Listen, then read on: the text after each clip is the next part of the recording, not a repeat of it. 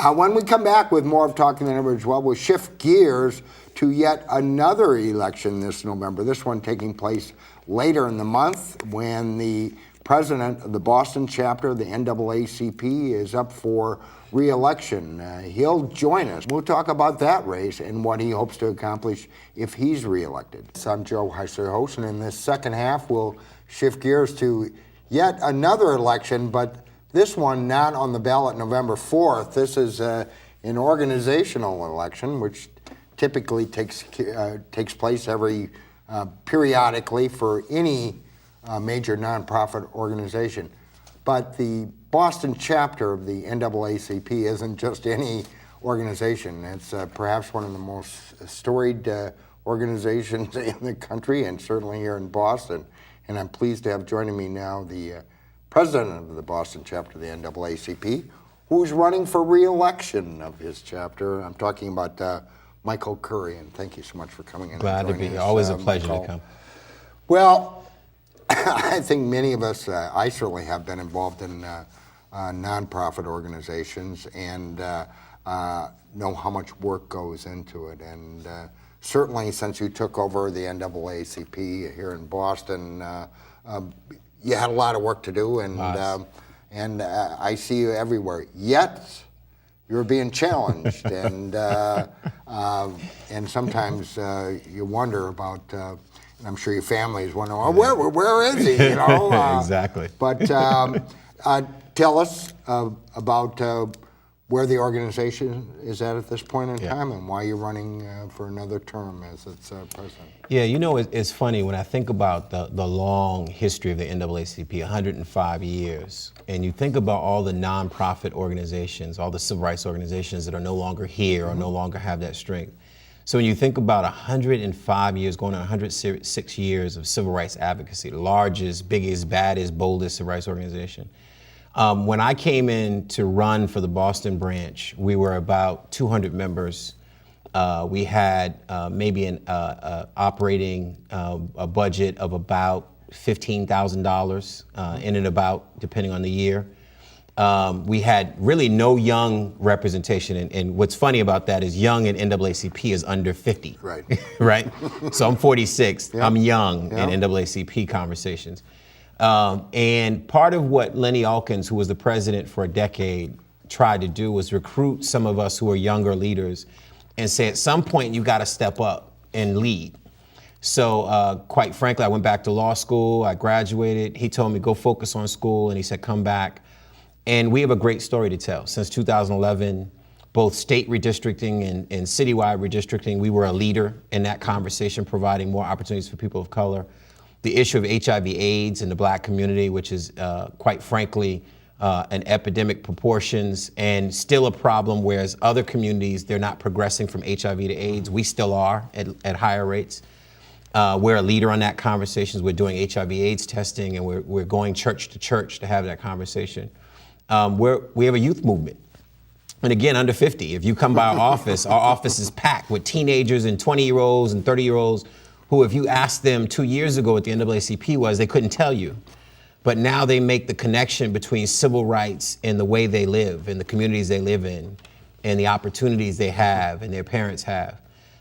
So we have a great story to tell, and it goes from economic development to housing to education and the work that we're doing to bring quality and address the achievement gap and to look at who the next superintendent should be and what skills they have. So there's some great work, and we want to continue what we've been working on. Well, of course, you know, and in the course of that, and this is my phrase, not yours, I think some people thought of the NAACP as a moribund organization. Was it relevant anymore? And you took that on, and I remember at the time thinking, well, you know, good luck to him. Yeah. God bless him. But you have been part of that conversation. Yeah. So it had to be a little disconcerting, and I understand the challenge may have gone away, but that you suddenly were being, your leadership was being challenged. Yeah. Larry Ellison from Mamleo, the Massachusetts Association of Law Enforcement Officers, was talking about challenge. Now, I understand that he has pulled out of the race. Is that correct? He withdrew about maybe 2 weeks ago now from the race. And, you know, quite frankly, and I've said this everywhere I've had an opportunity to say it, which is contested elections are good in any process. You know, it's a part of our democracy. It generates more memberships. It creates a debate about the issues that are important to communities that we care about. Quite frankly, my biggest challenge to Larry coming to run was that he was not a member. He joined to run. We've never seen him donate, never seen him volunteer, never seen him partner with us. And quite frankly, when I got elected in 11, I reached out across the aisle to say to Larry, let's get together because we're natural partners with you, with the Black Educators Alliance of Massachusetts and other organizations, Black nurses, that are trying to bring more diversity. I think sometimes the politics get in the way, quite frankly, and it's disappointing that they're doing great work in Mamleo. We're doing great work in the Boston NAACP, and we could do that great work together and deliver on the vision of a more diverse Boston Police Department where they take complaints when you come in, where stop and frisk is an ancient story about a practice that we got rid of years ago, where you walk in and the command staff is a reflection of our city. Unfortunately, we're not there yet, and unfortunately, Mamleo and the NAACP have some work to do to collaborate in the way we should be. Should we be surprised, though, when those kind of divisions develop in the community? And I'm not suggesting that the African American community is monolithic, anything like that. Kevin Peterson from New Democracy Coalition was just here, and he's saying, well, we need to, be on all sides. Be on all sides, and as there's a maturity and you come to power, and lots of times people do split apart, and with a cause that's been so important for your community for so long, maybe a little disappointment at that, but should anybody be surprised at that? I think, I'm a historian, so, and though I'm a historian, I still struggle with my situations that I go through as a leader of a civil rights organization, but I always go back to letters from a Birmingham jail. We go back and we look at Dr. King as this leader, and we romanticize that everybody followed Dr. King, when in fact, many did not follow Dr. King, and many even who are African American criticized him. Many of his pastoral colleagues were criticizing him. So the reality is there's never been a movement, not even in slavery, where we've all come together under one tent and had one mission and one objective and all work together. And this is for other communities as well. It's not just the Black community. I think what I've learned as a younger leader is that this comes down to building a critical mass of people who see your vision, who you share their vision, and you can come to work together. If you ever believe that everybody's coming on board, if that ever existed, and I don't know of a circumstance where it did, not in our African American history, then, the goal is for me to try to be the leader that will draw in a partner with the Urban League and the Black Community Information Center and the Minority Police Officers or the Black Educators Alliance or so many other organizations that are doing great work.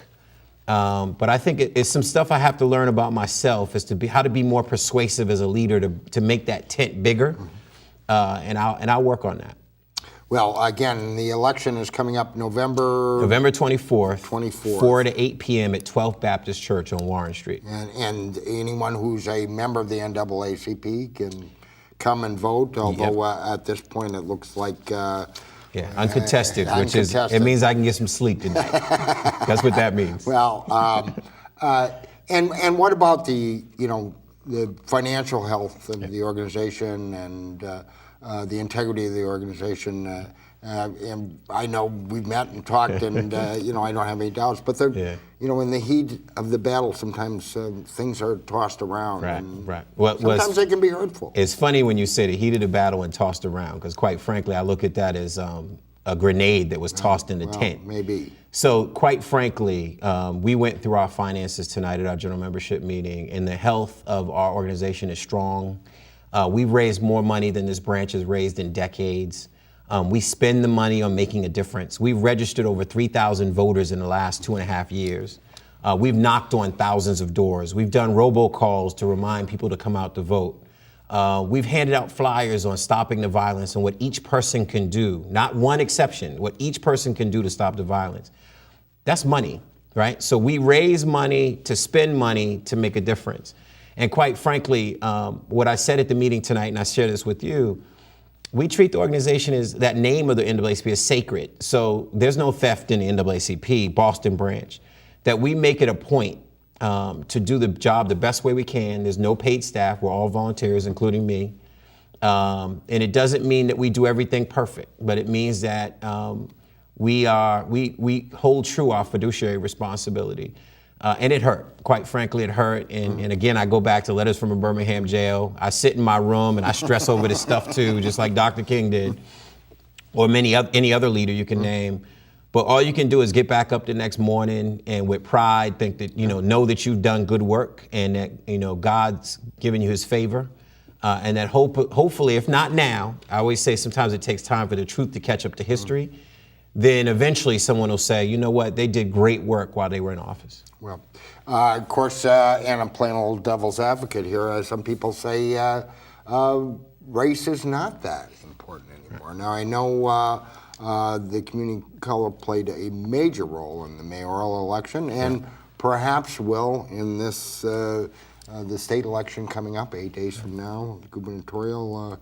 What do you say to that? Because there's some suggestion that we've got President Obama, we've got Governor Patrick. Post-racial America. Yes, I know what you see some other things on the street, and you hear a lot of this. What's your take on it? It's funny, as a lawyer, I always say that I wish I could go in and prosecute the case on whether the NAACP is relevant and whether race is no longer a problem. I think it's ignorance, quite frankly. I think that we've gotten to a point in society where we want to ignore the vestiges of racism.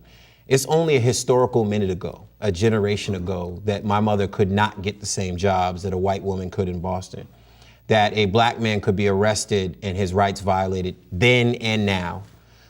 You saw the stop and frisk report that came out recently, and whether the police commissioner and the Boston Police Department says it's outdated data, I don't think there's anyone who believes the practice is no longer there. Maybe it's not as relevant or as significant as it was in 2010, but it's still a problem. Go down every indicator, health disparities, every disease you can think of, we're dying at a higher rate, and it's not just because we eat bad. Some of this stuff is the taint of race in how we provide care, access to care. Go down economic development, whether you're Roxbury, Southside Chicago, East St. Louis, name the place where there's black folks and Latino folks. It's poor. We're 2 and 3 times unemployed. Go down education. If you're a child of color, typically you're poor across the country and you're living in communities where your school system isn't providing a quality education. And you can't compete against Buckingham, Brown and Nichols and Newton North and Chestnut Hill and River Country Day, which means that you won't make as much money, you won't have the same job opportunities, and you won't be able to sort of bring that wealth home to your family. So you can go down every aspect of life and race still plays a part.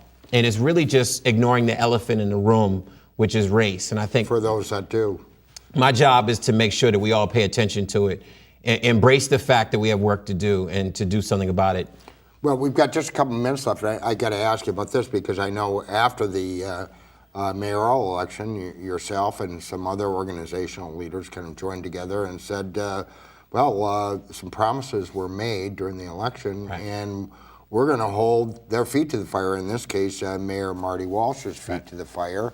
And, of course, you mentioned the stop and frisk policies, the new commissioner. Are you doing that? Yeah. Are you doing your job? Yes, absolutely. And how's that working out?